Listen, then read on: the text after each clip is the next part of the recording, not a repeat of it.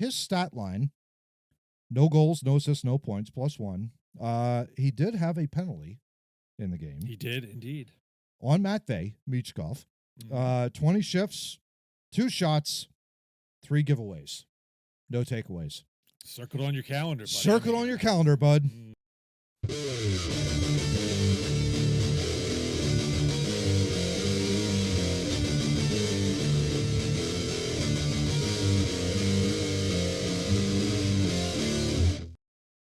Hey, everyone. Welcome once again to yet another episode of the Men in Orange and Black with his back turned to the camera, which is what you always want in the podcast. Oh, hey, Steve. What's going on, man? Yeah. Oh, yeah. What's going on, dude? You're just looking at your photos back there of Flyers gone past. I was wondering where you were. Okay. I'm right here. I'm talking. He's Steve Murray over there. Sure.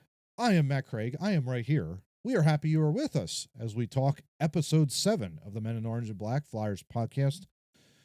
Steve, Merry Christmas. What was this, like the 29th we're recording this, so Merry Christmas Yes. +4 days after, and a very happy New Year to you, buddy.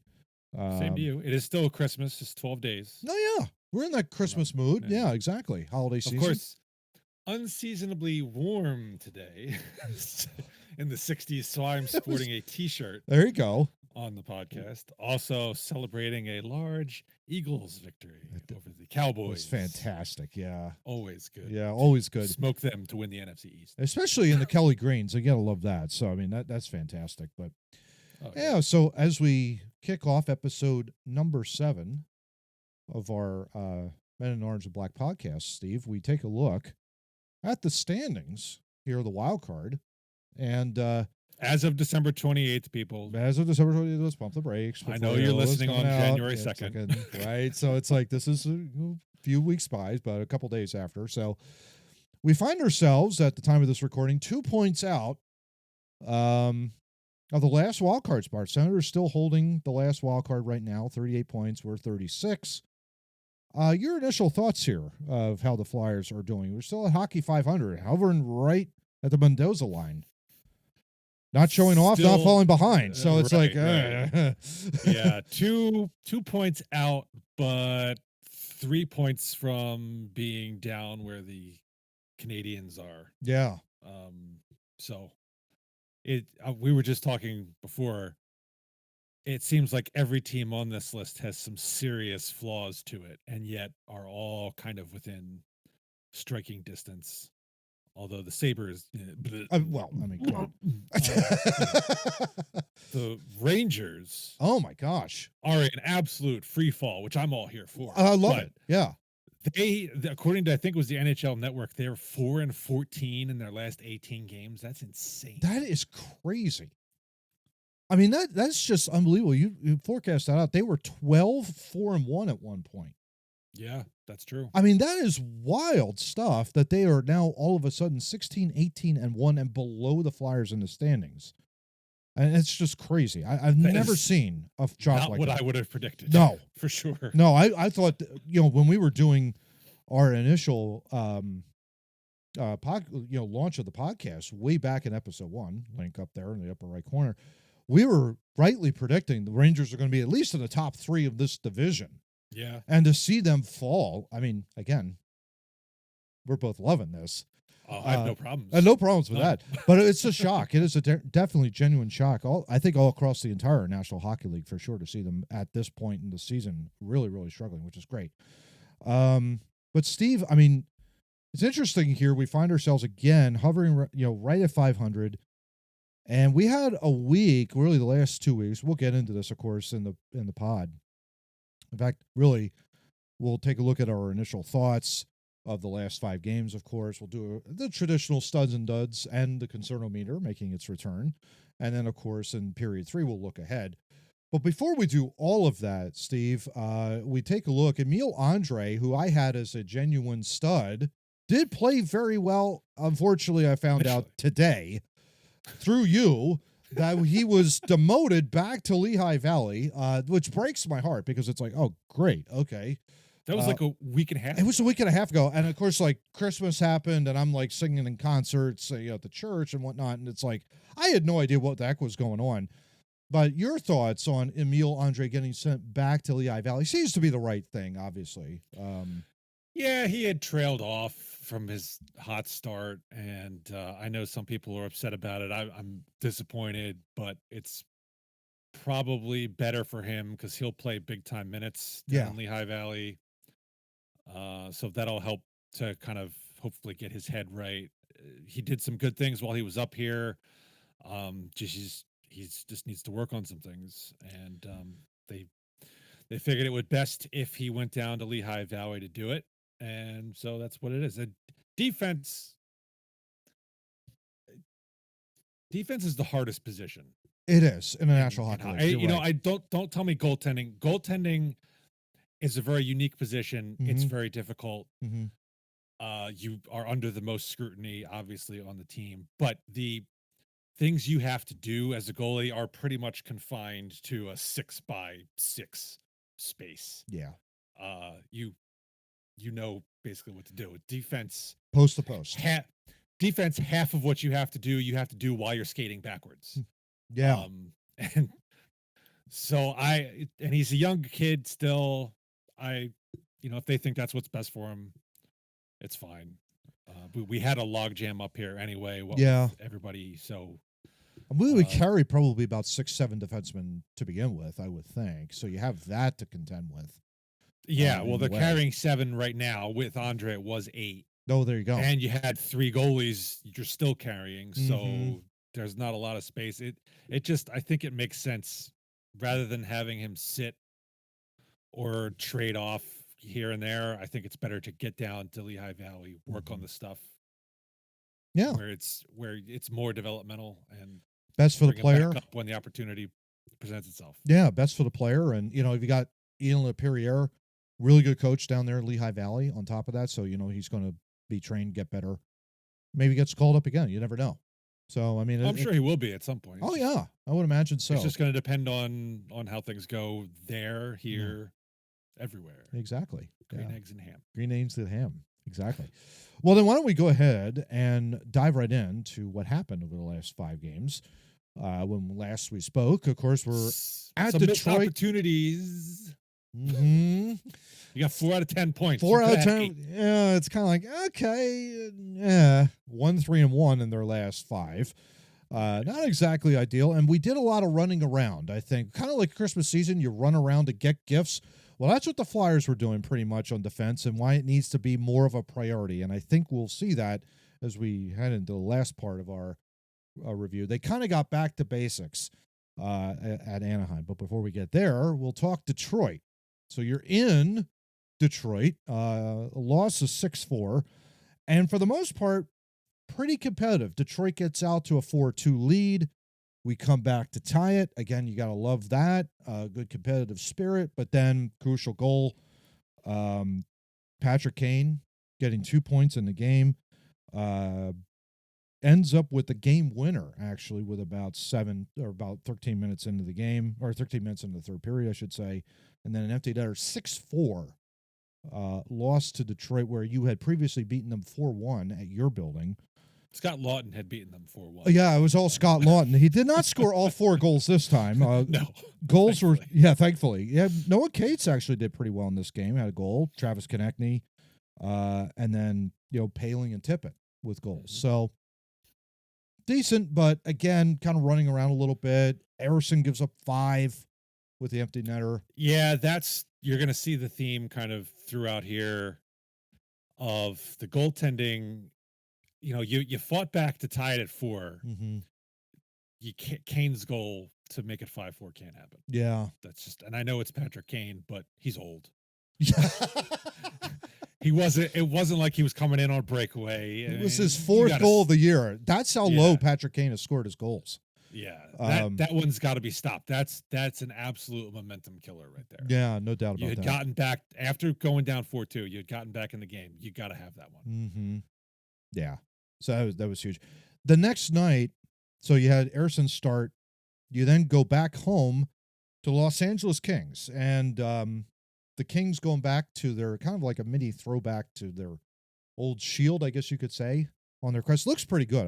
I think it's a lot better than what it was. At least they weren't wearing the chrome dome Oh helmets. God, yeah, they were so blinding. Yeah, that was terrible. They are hideous. Yeah, I hope they're not wearing them tonight.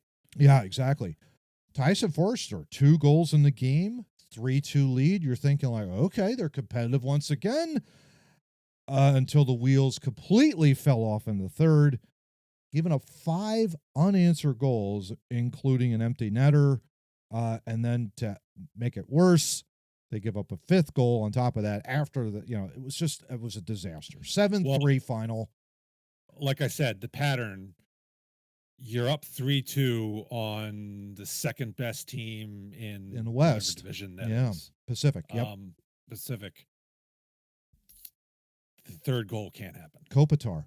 You can't have that. Yeah. You got to make that save. And that was the backbreaker. That was the backbreaker. That killed you. Yeah. And that was late in the second period. So you could have got out of the second period with a 3-2 lead on a really good team.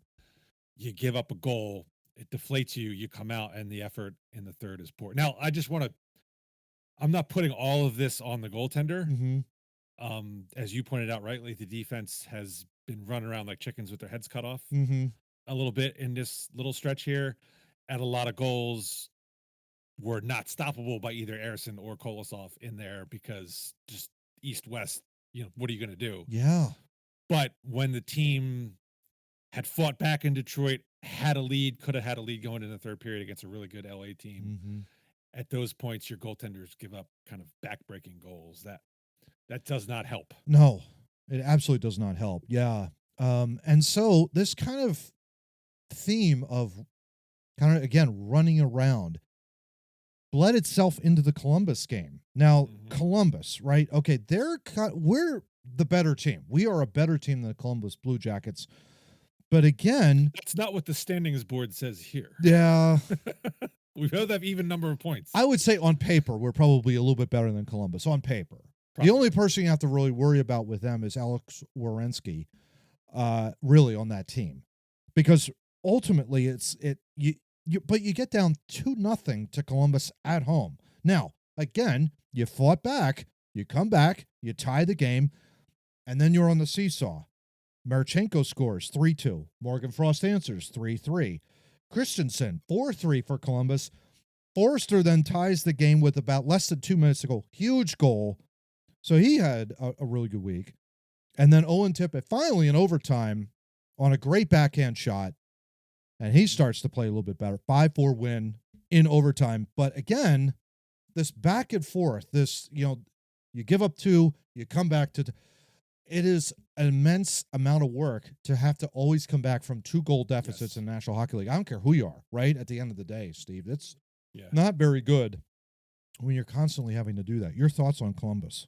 When you have the momentum, you have to keep it. You can't just keep giving it away. You can, as you said, you came back, tied it at 2, and then like a minute later, Columbus scores. Like that can't happen. It can't happen. And that one, I don't. There were a lot of goals scored these last 2 weeks, and I don't remember them all, but I don't think that one was on the goalie. But defensively, as a whole, you can't let that happen. There was a lot of running around. That I believe it was, and we could probably flash it up here. That there was a lot of running around the defensive zone, particularly when Columbus scored their 3rd goal. It was like, what on earth are they doing? The Flyers, like, what on earth are they? They're just doing a lot of running around. Not we set. Had a Morgan Frost sighting. He had a heck of a goal, kicking a puck from his skate to his stick, and a quick wrist shot. To beat Merzlikins. That was very nice goal. Yeah. The other goal, I don't know where Merzlikins was. Tippett kind of went to the right and then threw the puck back to the left. And Frost, if he would have missed that one, I would have slammed his head with a hockey stick. Yeah. But holy crap! Yeah. It was wide open. Oh, it's crazy. So it was good to get the victory, but the defensive struggles continued, and that bled into Pittsburgh. Yeah.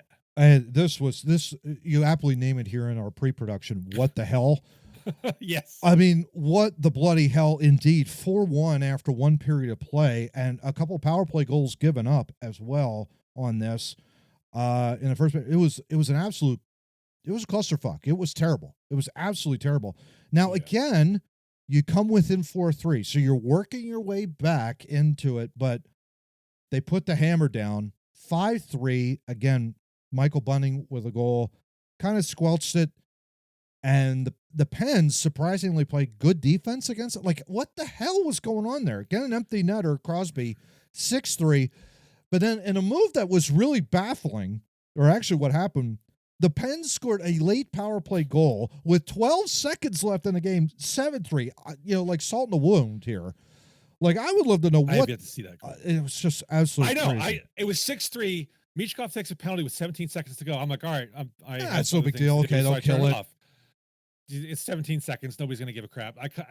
Then everything's like, oh, the Pens win 7-3. I'm like, what the hell are you talking about? What the hell happened in that 17 seconds? Yeah, exactly. But the first period, probably the worst period of the year. Period. There were guys like it felt like every goal was a guy standing in front of the net all by himself, and just a pass, Crosby across, bang in the net. Crosby across, bang in the net. Like, you want to cover somebody? Yep, please. I don't know, maybe block a shot, do something. And right? I wouldn't call the Penguins' defense great in that game. They did give up 3, but I mean, come on. Certainly, the offense that they put up should not have happened. Yeah, that was totally bogus on our part defensively. Yeah, and I thought as we were climbing back into it, I thought maybe because. They were up 4, but they only had like 9 shots in the first period or something like that. So it's not like we weren't keeping the shot totals down. It wasn't like they took 20 shots on us, but it just the 2 power play goals, which did not help the penalty kill percentage for sure. No, but 3 for 3. They were 3 for 3 on the power play. The Penguins. Yeah. That I think it was a lack of focus. I don't know if it was the upcoming Christmas break. I don't know what it was, but they were not. Their heads were not in that game. Late getting Christmas gifts, they're all running around, Steve. That's the thing that happened there. Ersson ended up getting pulled. Actually, Kolosov did play pretty well. 6 saves on 7 shot attempts, so he did play pretty well in relief. But I mean, Ersson was just not playing very well. Christmas break came at the right time for the Flyers. 4 days away. Specifically. They fly out to the Anaheim Ducks. Okay, so unlike a certain forward that had this was circled on his calendar, made it very clear. This game was circled on his calendar. Unfortunately, he forgot to show up, typical of his entire career so far. My God, dude, like, please put a sock in your mouth before you even speak. That's the best piece of advice I could give you. Otherwise, he's very good at giving the other team bulletin board material. Oh my God, yeah. Like before the national championship last year when he was playing for Boston College, and he said something about there's going to be tears on the other side. Yeah. And then Denver proceeds to shut them out in the championship game. Yeah. Oops. Like, shut the hell up, dude. Like, seriously. You're no wonder you're a quitter. Yeah. No wonder. But we come out of there 3-1. Final stat line was a +1, unfortunately, but that was an unearned +1. It was. He did absolutely nothing on that goal. Speaking of which, I mean, we are talking about NHL Edge stats. I mean, that should be an unearned +1. You did nothing. You were on the ice and practically didn't really contribute to the goal by Terry. His stat line: no goals, no assists, no points, +1. He did have a penalty in the game. He did indeed. On Matvei Michkov, 20 shifts, 2 shots, 3 giveaways, no takeaways. Circled on your calendar, buddy. Circled on your calendar, bud. Yeah. Which I also find hilarious because, like, this dude, Jacob Trouba, for example. Yeah. I could see him saying, I have the Rangers game circled on my calendar because he was sort of forced out. Former Ranger, Rangers. captain of the team. Captain of the team. Right. You're going to want to show them that, hey, this is what you gave up. You suck. This guy didn't want to play here. So why does he still care about us? Right. Why is he circling us on the calendar? If he didn't want anything to do with us. Dude, you ghosted a U.S. hockey legend in John LeClair. You ghosted a 3-time Stanley Cup champion. Patrick Sharp. Yeah. and you're circling the game on your calendar, That's and like, then you proceed to throw up a goose egg. And I'll be honest, I was looking for him the whole game. I had trouble finding him. yeah, he was nowhere to That's be how found. lack of involvement he had. There actually was a clip out there, and it was a short that was put out by NBC Sports Philly, and it was great. When he touched the puck, there were so many Flyers fans in the Anaheim Stadium that they were booing him out of the building. Like, Good, as they should. As they should. Guess what? We have that game circled on our calendar when you come in 2 weeks, pal, and you want to be talked. I mean, you are going to be booed every single time you touch that puck, pal. You have no idea what you're in store for. You have no idea what you're in store for. What I mean, this guy. Good grief! I mean, I can't wait to see what he says before that game. Oh, yeah.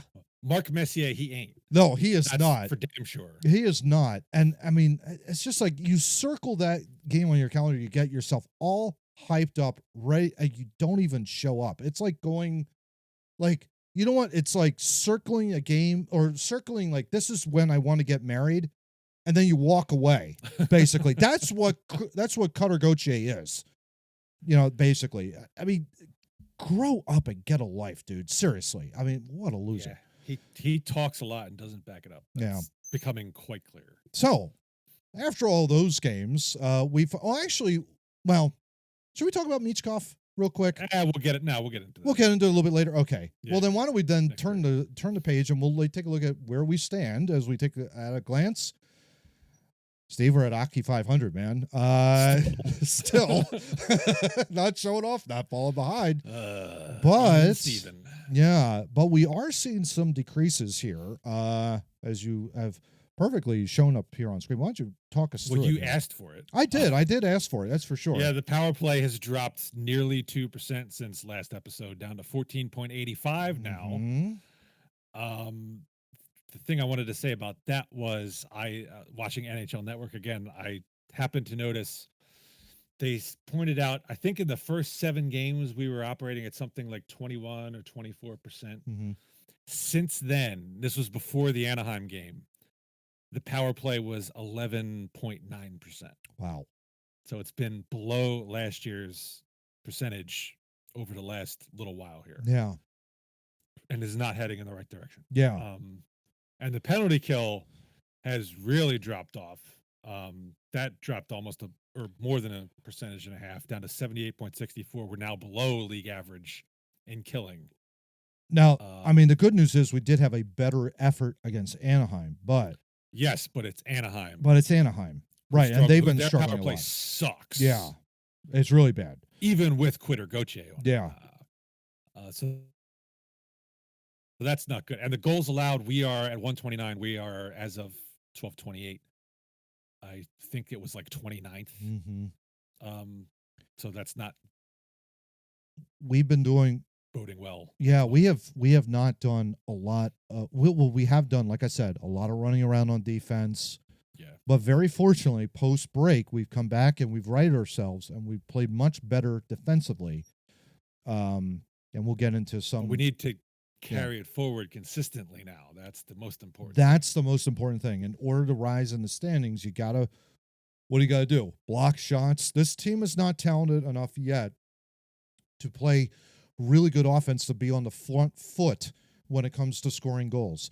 So what we need to do is create turnovers in the neutral zone, block shots in the defensive zone that leads to transition offense. That's our game. That's where we find ourselves right now. Come out of the penalty box and steal a puck from an unknowing defenseman and score an empty net goal. Yeah, that's great play by Farabee. Yeah, I mean, and that guy. Great play by Farabee. Terrible play by the Ducks to not be like, hey, he's coming out of the box. Like, seriously, right? I mean, pay attention. If only Cutter was available and he could have circled his game on that calendar, and he would have told his teammate. But I guess he was busy that day. I don't know.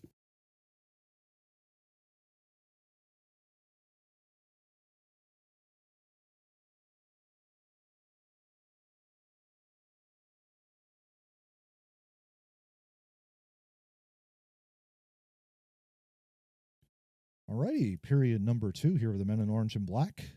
Steve, as we launch in here, let's talk a little studs and duds for the last 2 weeks. We're going to be on the positive side, even though the Flyers did have kind of a 1-3-1 start, or in the the group of games that we just reviewed. You're a stud over the last 2 weeks, bud. Who do you got? I got Noah Cates, man. He's on a 5-game goal scoring streak. Yeah, man. That puts him up at 7 for the year. He is the leader on the team in plus minus as of 12/28 as well at +7. There you go. He's really been playing very well recently. Mm-hmm. His line as a whole has been good. I think mainly playing with Forster and Brink, I believe. Yes. They've been doing a lot of good things. Cates has been playing well, keeping up the defensive mindedness that he's known for, but he's now been throwing in the goal scoring, which has been a positive. It has helped to keep us, at Hockey 500. Yeah. Kept shredding the water, right? It's like you're Right, just like right, right? Yeah, and I think that whole Cates, Forster, Brink line has just been solid. Mm-hmm. Really good defense. I think to your point, Steve, really good defensive mindedness, which has been a good lightning rod for the entire team, which is great. His line mate, for me, Tyson Forster, has benefited. 3 goals, 3 assists, 6 points in his last 5, +4 in his last 5 games. Huge, really doing very well. Was really the main reason for the offense in the Los Angeles game. 2 of the 3 goals. So he's played very, very well over the last 5. Like I said, at the early part of the season, I just want to see him shoot the puck more. Yeah. Well, he's shooting the puck more. It's paying dividends right now. And he's paired with a really good line right now. So, yeah, we hope that continues. The consistency is just what I want to see out of this. He's had a slow start now 2 years in a row. He seems to be now picking it up again later in the season. So hopefully he will continue to trend upward for the rest of the season. And then next season, hopefully he starts well and not slow again. Yeah, exactly. But it's good to see him scoring goals. It's good to see him doing the things he was doing last season. Yeah. Again, and that, as you said, that whole line has been a positive over these last 5 games. Yeah, indeed. One of the few. One of the few, exactly. Yeah. So we turn to the duds, and like I mentioned at the top. By the way, just real quick. Yeah, go. Because it just popped into my head. So Cates has 5 goals in his last 5 games. That's more than Quitter Gauthier has all season. Interesting. Amazingly, like Cates has not had any games circled in his calendar, and he's actually scoring goals. I mean, who would have ever thought that? Amazing how that works. Amazing how that works. Yeah.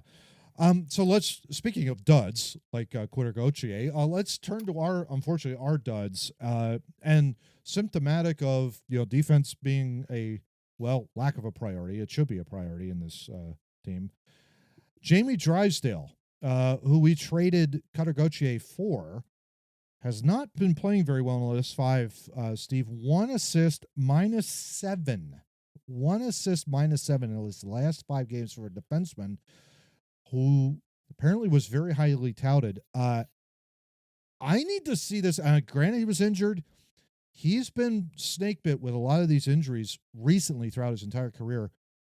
I'm at a point where he needs to step things up. Like, he's got to show up and play really good, sound defense first before that offense comes.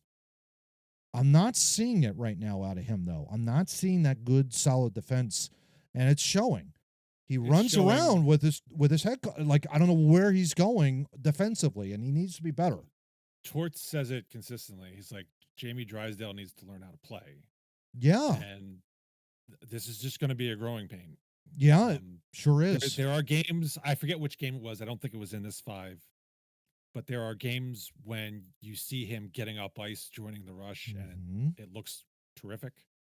And you hope that will continue to develop. But you're right, defensively, he needs to work on it. He's young. He played for Anaheim, which clearly doesn't know what they're doing. They don't even know how to alert their guys that a penalty is ending when you're trying to tie the game. Helps when you have a forward that circles the game in his calendar, doesn't show up. I mean, just saying. Right. But looking at where he came from and the mess that's there, it's going to take time. Like I said, defense is probably the hardest position to learn. Yeah. Particularly at the NHL level. And it's just going to be growing pains with him. So I'm not going to concern myself yes, it's been bad, but the whole team was bad these Oh last yeah. couple weeks. When Oh you yeah. give up 7, Tw- 7, 6, 6. 4 to Columbus, Yeah. you're going to have a lot of minuses, and so I'm not overly concerned about Drysdale, but I Yeah. see why he would be a dud for Yeah. I mean, this grouping of games. there was that. I think it was the Columbus game where I think there was, and I think he might be paired with Sealer. I could be wrong on that, but That's usually who he's with, yeah. he's drifting back. Puck goes back into the zone. You think everything's okay, and then like there's a little bit of indecision. He passes the puck, trying to get it up out of the zone. Intercepted by Columbus, leads to a goal. I think that's what happened. We'll have to check, but that's something that can happen. Like if you get that puck, even if a guy isn't there, just chip it out of the zone, put it in the neutral zone, let your forward get to it, scrum it up against the boards, and maybe they dump it down. Give your forward a chance. If you're drifting back in that defensive zone, you don't know what to do with it, get it out of the zone. That's priority one as a defenseman. Get it out of your zone. Make sure it gets out of your zone. Don't turn it over in your own defensive zone, and that's exactly what he does. Yeah, That's something he needs to work on, no with question. him, I am more worried about like making sure he's covering the right guy when things are going Yes. around, and That's another thing 'cause too. it might have been a moment of indecision, but it also could have been Mhm. something like when Morgan Frost overskated the puck. Those types of physical mistakes will happen, Yeah. and it's hard to rip on somebody for those. Mm-hmm. But understanding where you're supposed to be at all times as play is going on, that's the more important thing that I think he needs to learn. Right. And I would hope to see, hopefully by the end of the season, he will be in better positions. There you go. Yeah. So you're dud, Mr. Murray. And we only say this because we want this guy to bounce back, right? Of course. Of course. So you're. I don't think anybody debates that Michkov just had a bad 5 games. Oh, yeah. He's no points. The more troubling thing to me is it's one of those things where you're watching the game and I'm trying to find him. And he's not there. And Mm-hmm. he's just not there. Yeah. He's not doing he's not being noticeable Mm-hmm. on the ice. That's the worrisome thing for me. And when you hear, so the thing we were alluding to in the first period was he got sat for the third period against Anaheim. Yep. Didn't see the ice after the second period. Mm-hmm. Torts' explanation after the game was, it wasn't one of those things where he's like, oh, dude, he knows why. Where it was clear he made a mistake. It was, he struggled a little bit. I think the schedule's catching up with him. Mm-hmm. Energy wasn't there.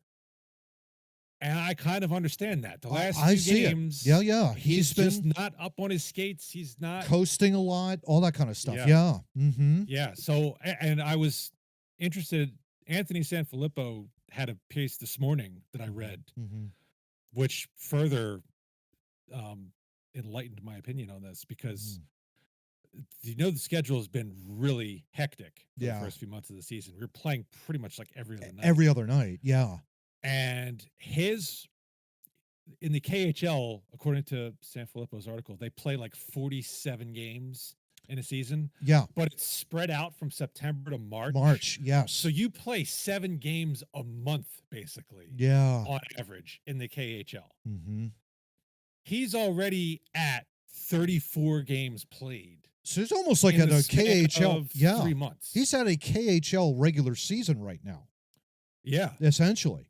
So yeah, and if you also remember, he didn't play the full KHL season last year because he had a bout with, I think it was pneumonia. Yeah, right around this time frame. Yeah. So he missed a bunch of time in the KHL last year for illness and having to come back from that. And so he's probably around the same number of games he played last year, except those games were played over a span of 7 months and not 3. And you're walking into a compressed schedule this year because of the Four Nations tournament. So you don't have that spreading of like maybe 2 or 3 games a week. You're playing 3 to 4 games per week this season. We'll see that in January as we look ahead in period 3. So I think there is a little bit of a wall that he's hitting up against. And I think Torts is seeing it. Whether or not our Flyer fans are seeing it right now, I don't know, which we'll get to. That's a whole other. That's a whole nother concern. But so he's a dud because he hasn't played well. I mean, Right. that's just the bottom line. We'll get to the concernometer, but that's just it's the ups and downs of a rookie here. He's 20 years old. Yeah. He's in a country he's never. Well, he has been. He was here for the draft. Yeah. But he's never played in this country before. But not in the culture and all that kind of stuff. Right. Yeah. He's not big into the language. Yep. There's a lot on his plate. Yeah. So yeah, he's named a dud, but it's just an obvious thing. Yeah, exactly. At this point, it's going to happen. Even the great Sidney Crosby had some lulls his rookie season. Even Eric Lindros had one as well. So it's like, just calm down, breathe. It's okay to breathe, all that kind of stuff. But it wouldn't be a Philadelphia Flyers podcast without a concernometer. So let's dive into that, Steve. Level of concern, 1 to 10, of course, 1 being your lowest, not concerned at all the way up to 10. Oh my God, house is on fire. Team defense as a whole, forwards, defensemen, and I'll even lump in the goaltenders. Why not? Team defense. Well, they're part of team defense. That's right. They need to stop last the puck. line of defense. They got to stop the puck somehow, right? Right. Otherwise, the net stops it. That's not good. 1 to 10, level of team defense. What do you think? How concerned are you? 5. 5? Somewhat Yeah. concerned. Okay. I think what's bothered me is I would expect hiccups here and there, but that stretch of games you just had, it was very consistently poor defensively. Yeah. Which is what bothered me. It wasn't just one game. Okay, we know we got away from it. Let's get back to it. It was a fair stretch of games there where they just were disjointed. They're coming back from two goals down constantly. Yeah. And it was because your defense was not very good. Yeah, that kind of a deal. Yeah. Yeah. So I'm around a 5. I'm sure they'll get it. And the Anaheim game was a step in the right direction. They'll get back to it. I think they know that's the way they have to play. It's a mindset. It's confidence. It's all kinds of different head games. But yeah, it's around a 5. I would like to see them carry forward from the Anaheim game. Although, as we'll see, the next couple of weeks are going to be you kind of need to, pretty right? You're going to have to buckle down. Just a little bit. Probably that's another reason it's a 5. It's because going into the games we're going to be playing. Yeah. We better be. We better be. We better be. I would probably the same. 5. For all the things you just mentioned, I couldn't agree with you more. I think there was a step in the right. There maybe a light bulb might turn on with these guys, knowing what they're going to be faced with in the next 2 weeks. You got to shore up your defense, and quite honestly, it was encouraging to see Sam Harrison play very well. You kind of need him. You kind of need him to play that well. Now. We don't know, of course, what's going to happen with L.A., San Jose, Vegas. We'll get to that, what we think will happen. But when this episode drops, those games will already be played. Harrison hasn't been good since he came back from this injury the second time. Yeah. I'm hoping the couple days off over the Christmas break gave him a mental reset, and now he can get back to it. And he was even encouraged himself. He even said our post-game, he was just like, it was about time I had a good game. Which is good. You need that. You need that self-confidence. Kind of say, you know what? Okay, I had a clunker. I knew I had some clunkers in there, but finally it was like I put it together. I had a really good game against Anaheim. Sky's the limit. We'll see how that goes. Build on it. You got to build on it. Exactly. Power play. I'm rating this at about an 8 right now, bud. I'm getting really, really concerned. This has been. It started out really great in the early part of the year. 25%, I think we had at the beginning part. And now we're below where we were, over the course of the last few weeks. I don't know what we need to do. This has got to get solved. Like, an 8 for me on this for the concern. I don't know what Rocky Thompson is doing, but this rehash or whatever, the powwow meeting that they had in the offseason seemed to work, and now they've kind of gotten away from it. So, like, what do we got to do here? Like, something's got to be fixed on the power play. It's got to be fixed. Thoughts? What do you think? How concerned are you with this power play? Yeah, I'm at a 7 at this point. 7? Okay. Yeah, you now have a pretty good sample size that it's not a great power play, even with Michkov on it. Yeah. And so I don't know what the answer is. I just the power play just looks so bad. Yeah. Entries are not good. Yeah. They turn the puck over immediately when they get when they do down. They don't get enough into the forecheck, all that kind of stuff. It's like you've got to beat your man when you're 2-on-1. It's a 2-on-1 down there. I think it was yesterday's game. Tippett, just in the middle of the zone, just coughs it, just unforced, right to a guy on Anaheim who clears. That can't happen. Cannot happen. Absolutely. Special neutral zone. You cannot do that. So yeah, that definitely has to be fixed. I don't know what the solution is. That's the what's driving me up. Is it a different point guy? Is it I honestly don't know. I don't know if the talent is there though, Steve. That's the thing. I think there's good young players, but there isn't that veteran presence. There isn't that veteran quarterback outside of Travis Konechny, let's just say, that could come in and say, okay. Well, he's not a quarterback. He's down low on a power play. You don't have a veteran defenseman yes, or somebody at the point as a vet. A Mark Recchi, for example, who played the point on the power play during some really good power play years here. Yeah. Who know what they're doing up top. It's Drysdale. It's been Andrae. Sanheim is a veteran at this point, but he hasn't been on the power play very much, so you can't say he's. And I don't know if Cam York really isn't that answer either. He hasn't been on the power play recently. I don't think at all this season. He has before, but they don't have a guy back there who's really knows what they're doing. Yeah, and that might be part of it. Could be. I don't know. They don't have a Yager that kind of say, "Hey, we need you over here." Points with his stick.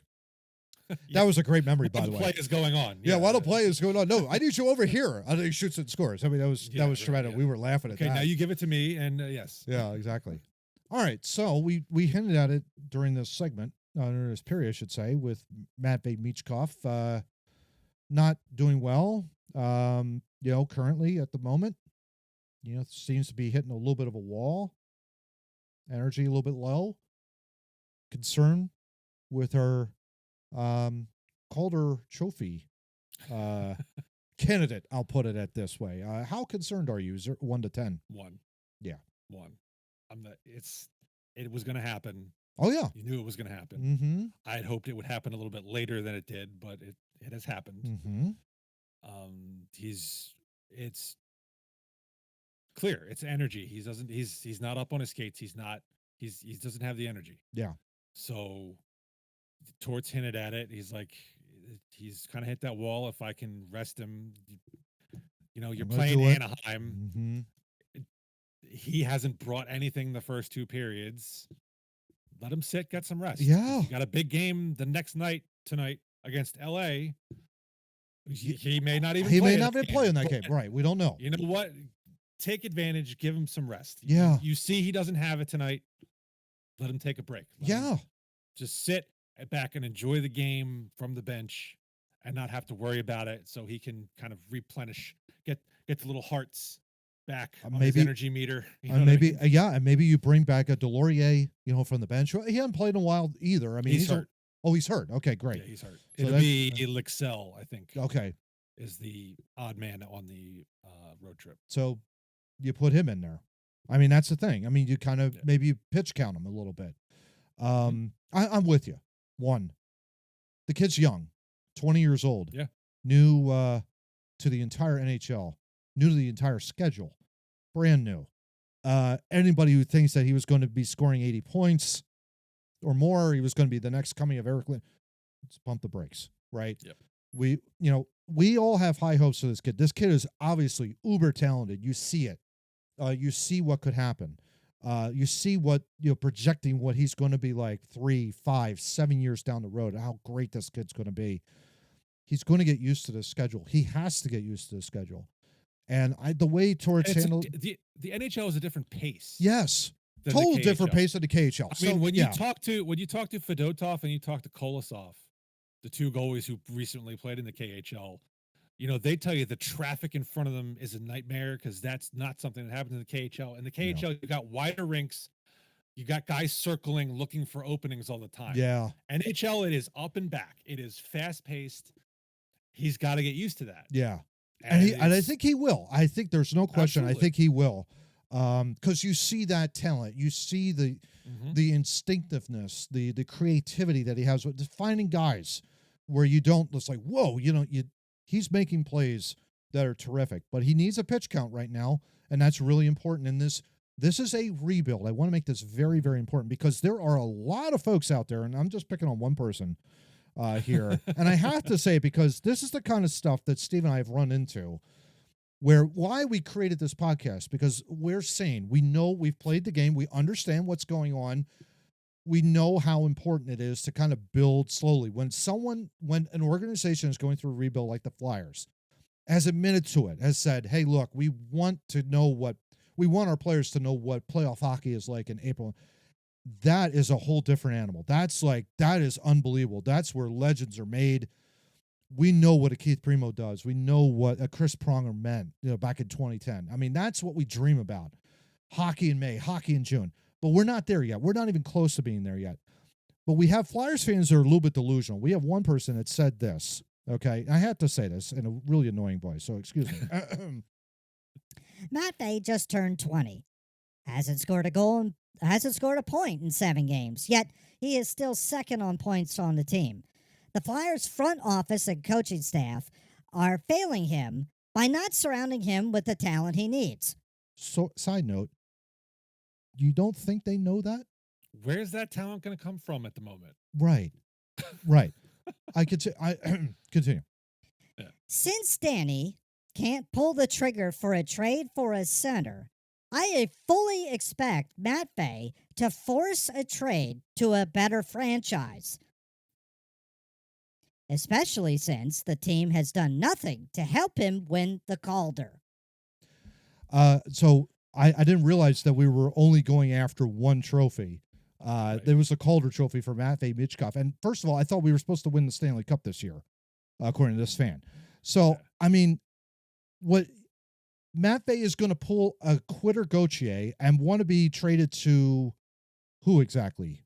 Winnipeg? New Jersey? Toronto? Like, you do realize he's on an entry-level contract, right? And the Flyers are up against the cap. There's no way they're going to trade this guy. There's no way that they would think about trading this guy. And there's no way that he would even force a trade after he said at the draft that he was born to be a Flyer. So, what are we talking about here? This is the type of delusional fan. Oh, my gosh, Steve. That pisses me off. Yeah. Because they think because they're impatient that everyone else is impatient, and that because he's played 34 games as a Flyer, yeah, and he's like, oh, these guys suck. I want to get out. I want to go somewhere. Are you kidding me? Yeah. Are you freaking kidding me? And he needs a pitch count. That's what he needs. That's what Matvey needs right now. He needs a pitch count at the moment. I mean, look. Yes, it sucks that there are guys who can't finish on this team. Otherwise, he would have more points. Of course. Okay. Yeah. It sucks that he gets sat for a third period. But you know what else sucks? Watching him skate around for 2 periods and not be noticeable or have any impact on the game. Yeah. And I want that. We all want that. We all want that. Yeah. It's not going to happen overnight. I think everyone from him to Torts to Danny, everyone who is invested in this realizes that. They love this guy. It's going to take time. Yeah. Yeah. And that's why it was so important, really, at the beginning of the season for the Flyers to say, we are in a rebuilding phase. We need to strip the bolts all the way down to the studs and rebuild this house. And there comes pains and trials and tribulations. But I will say this, the way, and I'm not a Torts apologist, but the way this guy has coached this team to be at Hockey 500 at this point in the season, with them running around on defense, they're at Hockey 500. They are 2 points out of the last playoff spot right now in the wild card. So calm down out there. Seriously. This team may not make the playoffs, and I'm perfectly fine with that.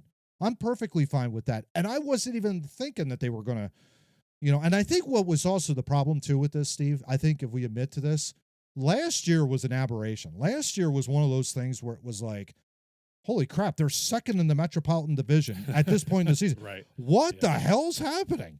And it's like, and then they came back down to earth late in the season. They didn't finish, obviously. And so now it's like that expectation of people like, oh, they're second. They should be second now. No. There's far better teams ahead of them right now. Let's slow it down. Yeah. Again, not everything Torts does I agree with. Right. But I think in this case, he's recognizing he needs to come along slowly. There are people out there, oh, just let him play through a slump. Play the kids, blah, blah, blah. You have to be careful with that. Yeah. There's also a thing, there's a big part of this that is confidence, right? If you just play the kids and they fail miserably, they lose confidence, and then you don't become the player that you could be, right? That sets your organization back years, by the way. Okay, how many top 10 picks have the Buffalo Sabres had the last 15 years? Yeah. And they can't go anywhere. Yeah. And all they do is lose. They're doing something wrong. Yeah. Okay? Yeah. I would much rather appear to have a plan that is bearing fruit now, even if there's some painful steps along the way, than to just kind of be like constantly, oh, well, we got to draft top 10 players and just play the kids. You can't just throw them out on the ice and expect them to do well. Yeah. Right? There's got to be a plan in place. And I think the Flyers have a plan. There's going to be setbacks. There's going to be times when it's painful and it's going to suck. I'm sorry. Yeah. There's going to be games Bichkov's got to sit. Yeah. There's going to be games when Andrae gets sent down to the Phantoms. Yeah. Unbeknownst to me. I don't like it either, but if ultimately that means 3 years from now, we're watching a team that can contend, I'll deal take with it now. I'll take it now. Take it right now.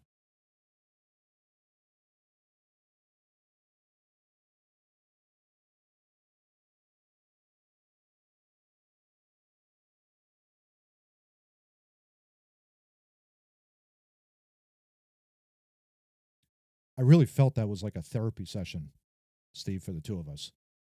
Yes. Really.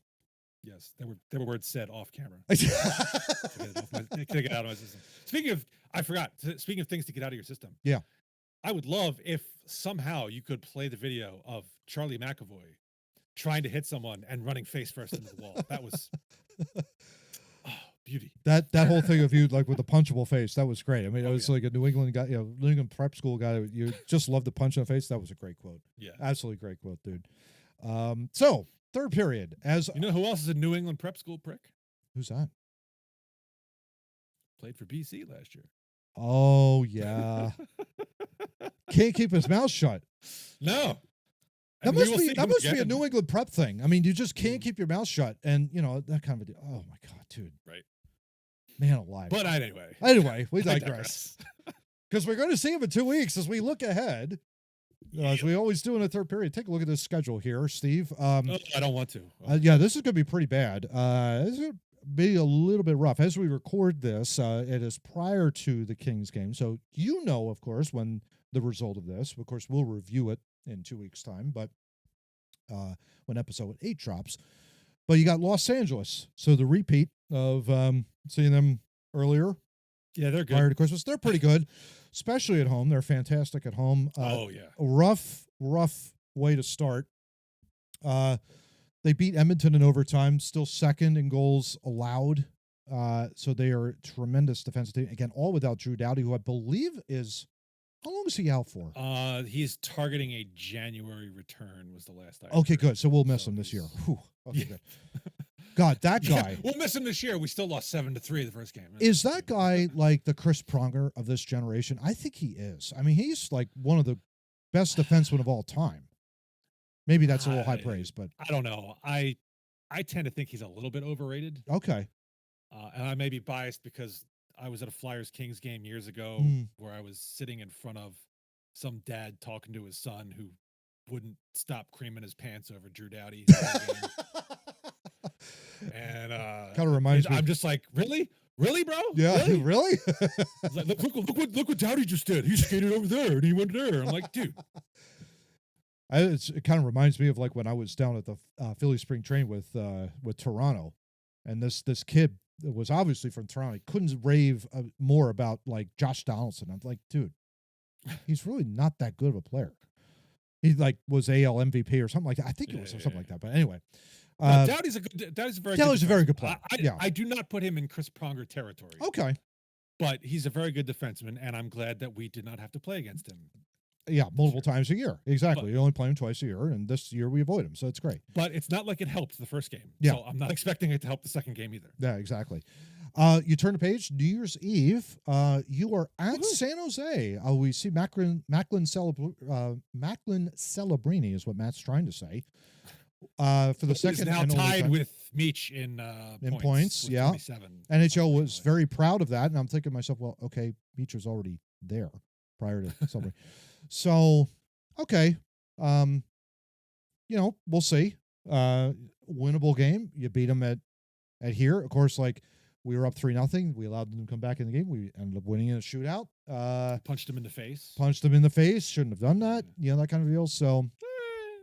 I think a winnable contest. We'll see back and forth, both at the same. Yeah, they are. They have recently been beset by a number of injuries. William Eklund missed. I believe is going to missed last night's game against Calgary. They've been missing Couture for a while, but they also lost Vanacek, their goalie, to a head injury. So man, they're suffering. They got a lot of injuries going on at the moment. Yeah. So again, an opportunity to get a nice 2 points, especially since points may be at a premium coming up here. Yeah, because then you turn around the second you're at the stupid Vegas Golden Knights. Yes, I call them that because they are stupid. And the cap-dodging Vegas Golden Yes, Knights. Mark Stone, long-term injury, et cetera, et cetera. Oh, no, apparently he's playing right now. Oh, really? He's alive. Yeah. That's interesting. Yeah. Well, we'll see about the trade deadline, what they're doing. Yeah, what they're doing. Yeah. Tops in the division. Again. Oh, God. I just want this team to suffer like Seattle. I really do. Like the Seattle Kraken are like an expansion team right now. I want this franchise to like go through the doldrums, and I really hope that happens. Yes, go through the expansion growing pains that you apparently avoided. Yes. Because the NHL messed up your draft. That's gonna be a rough. Yeah. Well, look, you know who you have to stop. That's pretty much. It's another New England prep school prick, Jack Eichel. 9-1 in their last 10, Steve. Yee. Not good. Not good at all. Yeah, I'm not looking forward to that game. Me neither. Yeah, that's not going to be good. Then, to finish out the long, lengthy road trip, you're at Toronto. In fact, you've got an away-home series with the Toronto Maple Leafs.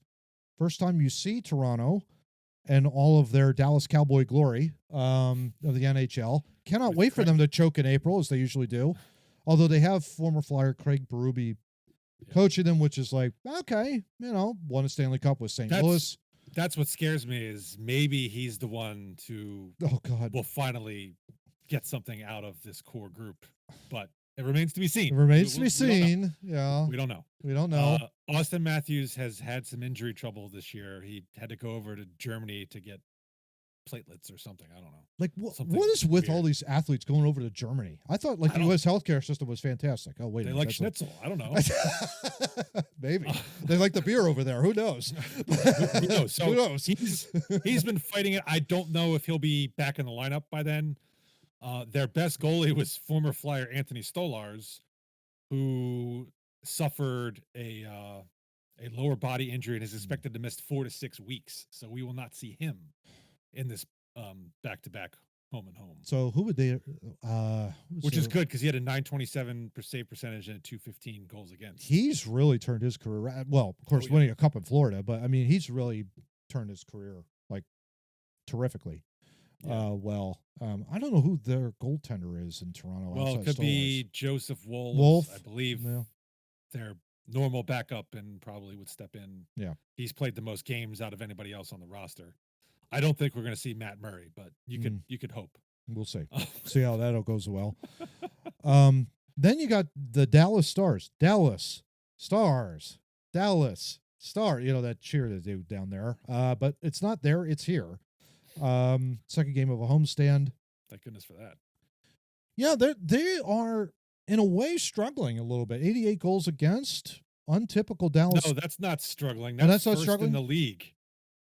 Well, they're fourth in the division, though. I mean, of course, like Winnipeg's having a great year. Yeah, they're fourth in the division, but they are first in goals against. They are shutting it down. Now, you would think, Ottinger being their goalie. Oh, it's Ottinger. Oh, yeah. He's only got a 908 save percentage. It's shot suppression with them. He's only faced 660 shots in his starts. Wow. So yeah, so they block shots then. It's not like he's standing on his head. Yeah. They are playing good team defense and doing it well.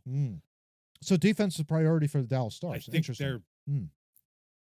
Yeah. Now they also have some injuries that are going to play a part here because Tyler Sagan's been out since early December with a hip. He's going to be out for 4 to 6 months, so we're going to miss him completely. Wow, yeah. Mason Marchment, who he's second on the team in scoring behind Matt Duchene. Let's go figure there. Go figure there. Yeah. Right. Wow. He's second on the team in scoring. He took a puck to the face. Oh, and had man. to be hospitalized. So he might miss. I don't know. He might miss the game. He might be back by then. But man, alive. Something to keep an eye on. Yeah, that's probably face shield, that kind of a deal. But yeah. Oh, wow. Yeah. And I keep thinking about that. We've taken, pucks off stuff, when we both played. Things. Not off the face, though. No, I mean, at night, like, think about it, like a typical NHL, like wrist shot, snapshot, 70 to 80 miles an hour off the face. Yeah. That doesn't sound appealing at all. No, thank you. No, thanks. No, thanks. No thanks at all. Hey, guess what, Steve? To close out this next 2 weeks, we've got a game circled on the calendar right there. It's the Anaheim Ducks. The Anaheim Ducks come to town. I wonder if Quitter is going to circle the game on his calendar there, because that's interesting. Might see a return of the Philly flu. It might be a Philly flu. Yeah. He might be suffering from the Philly flu that game. Don't be the least bit surprised when he gets booed out of the building, if he does start. Man alive. What a loser. What an absolute loser. I mean, seriously, come on now. So looking at this 2 weeks, as we have here on screen, a rough go, no question about it. You got 5 games against teams in the tops of their division, right? 2 opportunities for wins. You have 2 opportunities against 2 bottom-feeding teams where you absolutely need to get 4 points. Yeah. Like, you can't dick around with this. You cannot. No. You've got to slam San Jose. You've got to slam Anaheim. Yep. In between, you're right. 5 games against, Vegas is leading their division. Toronto's leading their division. You got division leaders. You got LA, who is just behind Vegas in their division. And Dallas, who is tops in goals against. It's not going to be easy. You need to find defense. Like I said, defense is a priority. You have got to find ways to get it to overtime in any one of these, like, tough games. In the tough ones, get that point. Get the point in the standings. I don't care if it's by hook or crook. If you end up tied after regulation, you're doing great. It'd be better if you win, but you cannot play loosey-goosey defense. You just can't against this. I would be looking at this. I would be happy if we could manage 7 points out of this. 2 weeks. Oh, yeah. I mean, you got, what is that, 7 games? So that's 14 possibles. Yeah, that's half your points. Yeah. So you walk out there with 7. That's a great, like, stretch of games where you're competitive. You're right there. That's a goal. That would be an absolute goal to get 7. Yeah. So we'll see. Because it doesn't get any easier as we turn the calendar, of course, going, as we'll preview in episode number 8 in the next couple of weeks. It's only going to get worse. This January stretch where you're going to be playing 3 games, 4 games a week. Man, not going to get any easier. So we'll see what happens. But for now, Steve, just get to that 4 Nations break. Oh, just get there. It's only like another 6 weeks out before that happens. Right. Good Lord. But yeah, by that point, 15,000 games in between. Hey, by that point though, what we just previewed will be the halfway point. So next episode, when we come back for episode 8, Steve and I will show our report cards. Halfway point of the season, we'll do a report card instead of the concernometer. So we'll go through. Rocky Thompson gets an F. Yeah. Unless we go. I have him circled on my calendar. Unless we go 7 for 10 on the power play over the next few games, right? I mean, that's not going to happen. But My God, That'll bring him up to a D minus. Exactly, but we'll go F through plus, it. maybe. Yeah, exactly. We'll go through some things, and see how the Flyers are doing at that point. But it's been great, obviously, doing this entire podcast the last few weeks, Steve, and just again wanted to wish you a very happy New Year and for 2025. Thank you very much. And until then, gents and gals, let's go Flyers.